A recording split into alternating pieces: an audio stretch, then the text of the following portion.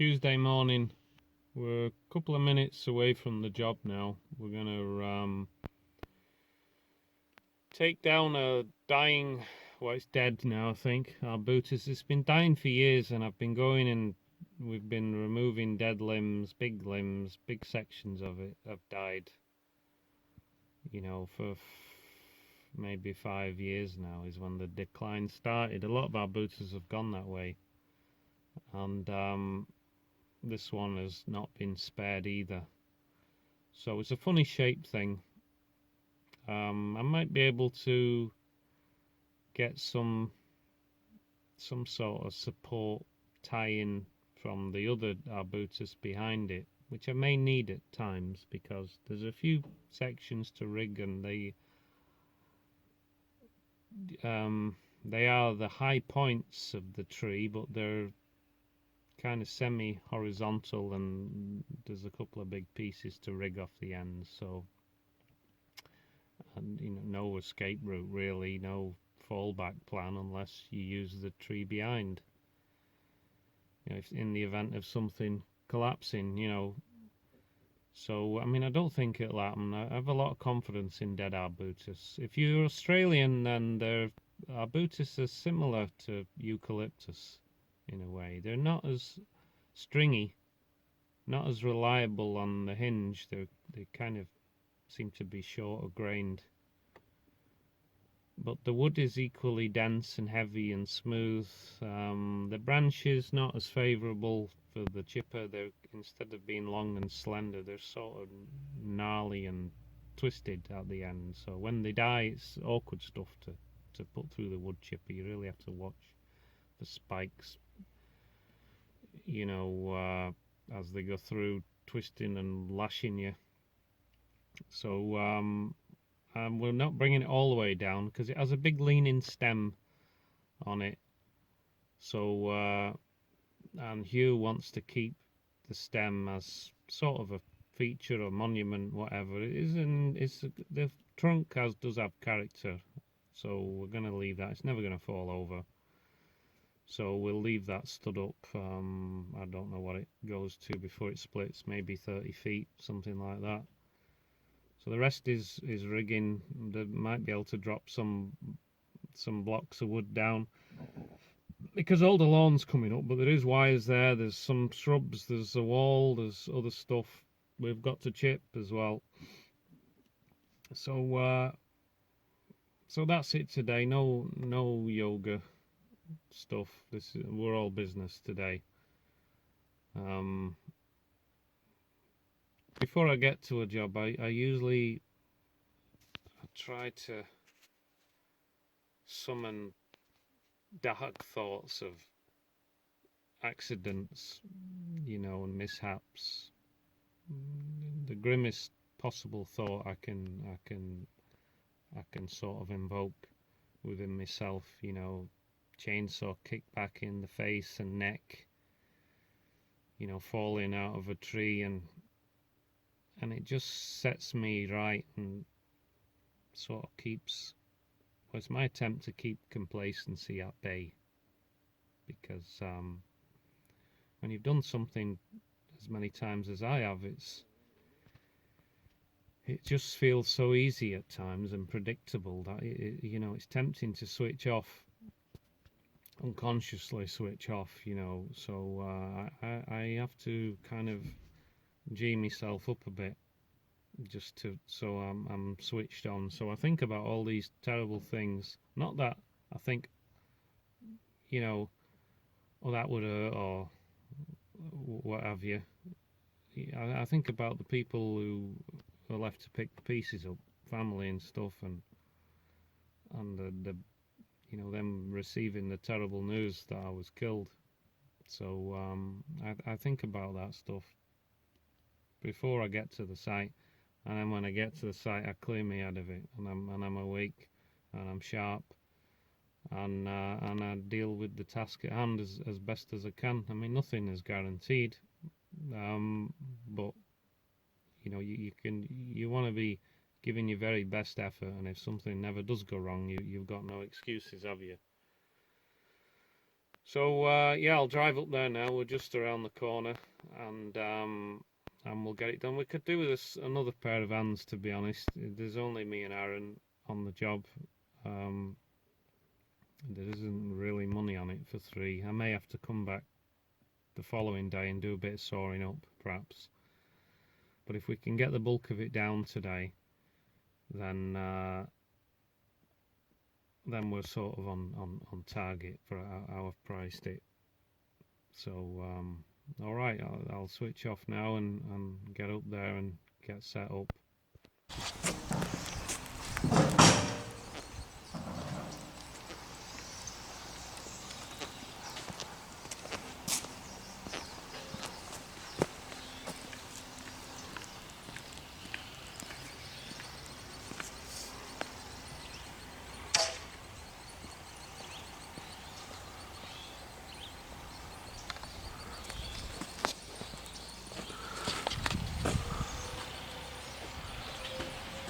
So we've got woodpeckers in a hole there with young,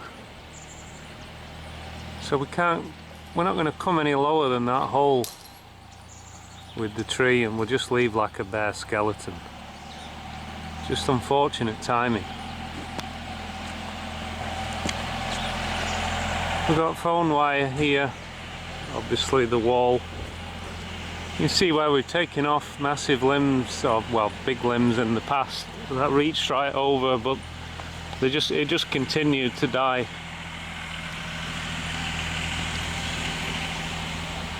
So I'm going to use a tie-in point on this live arbutus at the back, even though the top of that's dying too, and then just sort of redirect it around into this one. And like I say, we're going to leave the trunk sort of up there somewhere.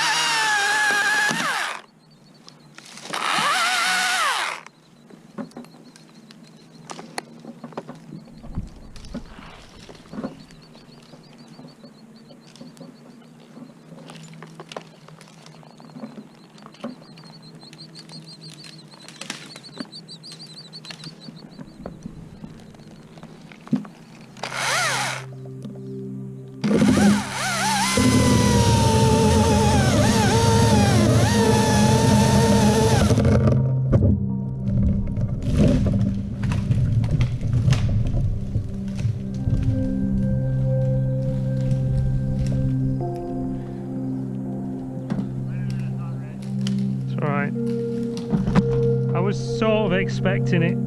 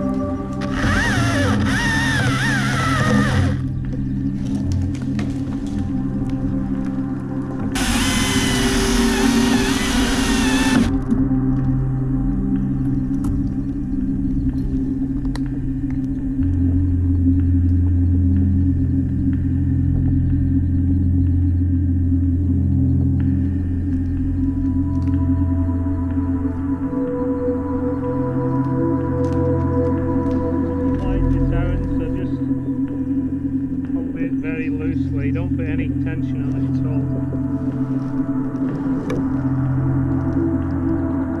I just give it a bit of slack even though it just won't get going.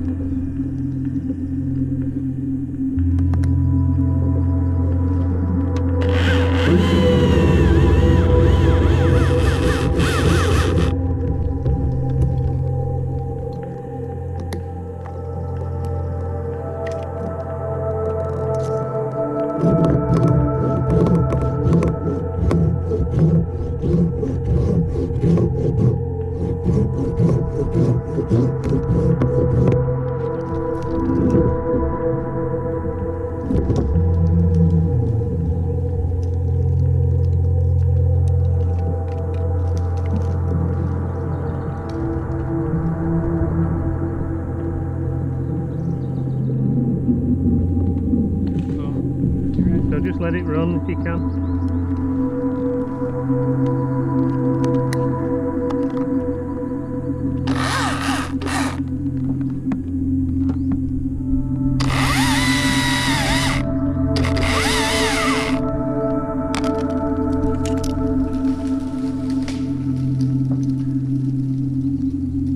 Hold on.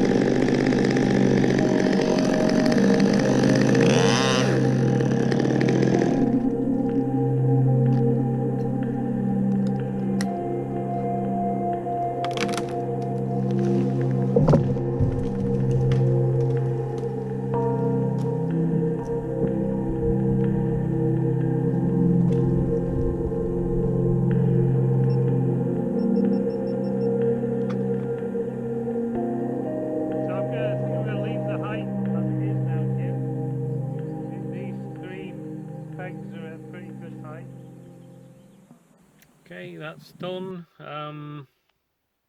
They're happy with the result. They know it's never going to grow back, but there was such a small amount of foliage left in it anyway that and we've been taking limbs off for years. As one section died, we'd take it off and hope for the best, and it just has never recovered and never thrown out any new growth anywhere.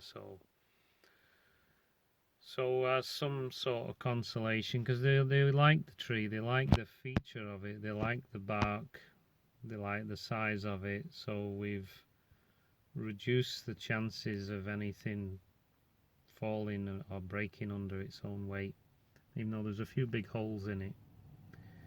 If it didn't happen with all those limbs on, it's certainly not going to happen now. So they get to keep the big stem. They're going to put a swing up it. They like to watch the birds.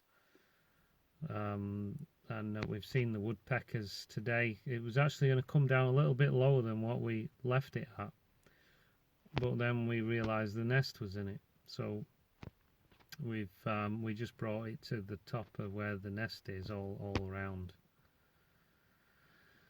So yeah, everything went all right. Can't complain there. Got a few more jobs now. The next sort of biggish tree will be next week, which is a big fir tree, which is all kind of badly rotted at the lower portion. And now, yeah, it's really in a state, and it looks like maybe it went on fire or something down there, because it's over the power lines, right beside the power lines. I did notice some breaks in the wires, and I noticed some big stubs high up as well where limbs had snapped. So I'm wondering if something had snapped and it had arced across and set part of the tree on fire, because it's a weird patch of bad decay in a place where you wouldn't expect it. So we're going to get the high voltage wires switched off to do the work, because they're on private land, and then we'll get the tree down, hopefully with no mishaps, because it is really decayed, and we do have to sort of rig it down too, because it's over the power lines. So that's next week, and like I say, there's a few jobs in between, but they're not worth videoing. So I'll get the big fir on camera, hopefully, and then maybe that'll do for a while. Maybe people will be going back to work by then a little bit more. So right, I'll leave it with you. See you next week sometime.